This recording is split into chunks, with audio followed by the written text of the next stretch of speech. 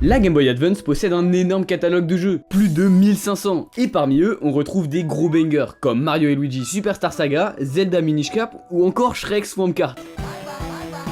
Non, ça c'est de la merde. Mais parmi tous ces jeux incroyables, il y en a un qui sort du lot. Un jeu qui a révolutionné son genre à lui tout seul, en se démarquant par son originalité et ses mécaniques. Pourtant, aujourd'hui, ce jeu est tombé dans l'oubli. Mais alors, qu'est-ce que ce jeu a de si spécial? Et comment peut-il être aussi méconnu? Eh ben, installez-vous bien confortablement car vous allez avoir la réponse à toutes vos questions.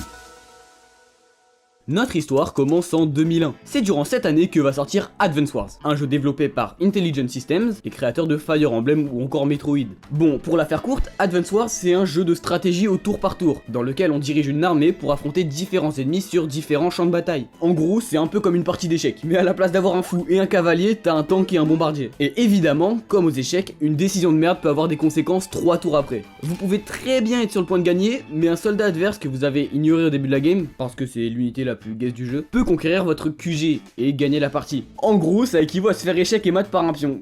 Parce que oui, il y a plusieurs moyens de gagner une partie. La première méthode, celle des Hunters, consiste à détruire toutes les unités de ton adversaire. Tandis que la deuxième méthode consiste à prendre le contrôle du QG de ton adversaire comme une petite salope. Mais bon, je dois avouer que dans certains cas, la deuxième méthode, elle est vraiment pratique. Surtout quand le mec en face, il a 10 fois plus d'unités que toi. Ah oui, je vous jure, plus d'une fois, le jeu va te filer 2 bonhommes et une voiture, alors que tu dois affronter la plus grosse armée du continent qui possède toutes les unités du jeu. Est-ce que c'est bon pour vous? Wow. En parlant d'unités, chacune ont leurs forces et leurs faiblesses. Les tanks sont puissants mais vulnérables face aux avions. Les anti-air sont efficaces face aux avions mais sont ultra fragiles, etc. etc. L'unité la plus faible du jeu, c'est le soldat, mais paradoxalement, c'est la seule à pouvoir prendre le contrôle des villes et des QG. La force d'Advance Wars, on la retrouve dans son équilibre entre sa simplicité et son aspect ultra stratégique en fait. Ouais, parce que bien souvent, tu dois te creuser les méninges pour finir un niveau. Et je peux vous assurer qu'après avoir terminé la putain de mission sur laquelle vous avez passé vos 3 dernières journées, ah là vous vous sentez comme Einstein Prime les gars. Ah je vous jure que la loi de la relativité de Pi, c'est rien à côté du dernier niveau. Bref, Advance Wars, ça nécessite tous tes neurones, et pas juste ton temps de réaction, contrairement à la plupart des jeux vidéo. Faut vraiment réfléchir, et c'est un aspect que j'aimerais bien retrouver dans beaucoup plus de jeux récents.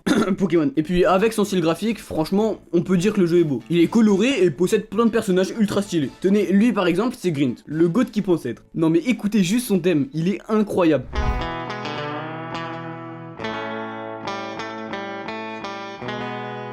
Et puis dans le jeu, on peut affronter plein d'armées différentes, genre les Russes, les Japonais, les Européens, et même les navires. Non mais sans déconner, eux vous allez pas me faire croire qu'ils ont aucun lien avec le H. Leur but c'est littéralement de déclencher une 3ème guerre mondiale. Parce que ouais les gars, le jeu a une histoire. Bon, rien de fou hein, t'enchaînes les différentes missions jusqu'à affronter un commandant qui souhaite prendre le contrôle du monde. On aura vu plus original, mais c'est déjà ça. Mais alors, pourquoi ce jeu est tombé dans l'oubli? Eh bien il y a plusieurs raisons à ça. Bon déjà, on peut pas dire que les jeux de stratégie au tour par tour ça soit un style très populaire. Surtout à côté des jeux d'action ou d'aventure. En fait c'est vraiment perçu comme un genre de jeu pour les gros puants dans la même catégorie que StarCraft ou Command & Conquer. Le jeu sort donc dès le départ avec un gros handicap, parce qu'il va attirer une audience restreinte. Pourtant à l'époque, le jeu avait malgré tout réussi à faire parler de lui. Mais malheureusement, Nintendo n'a pas vraiment fait la promotion d'Advance Wars en dehors du Japon, et son succès n'a donc pas duré longtemps. Mais le principal problème de cette franchise, c'est qu'elle est considérée comme maudite. Que le mal soit sur toi, Bassem, que le mal soit sur toi.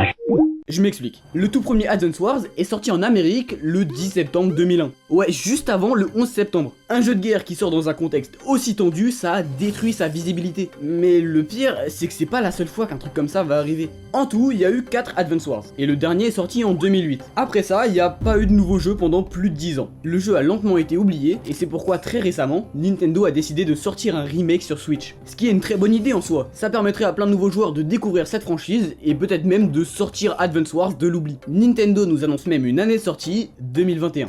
On arrive en début 2022 et rien. Bon, c'est pas grave, ça arrive de retarder la sortie d'un jeu. Fin 2022 et toujours rien.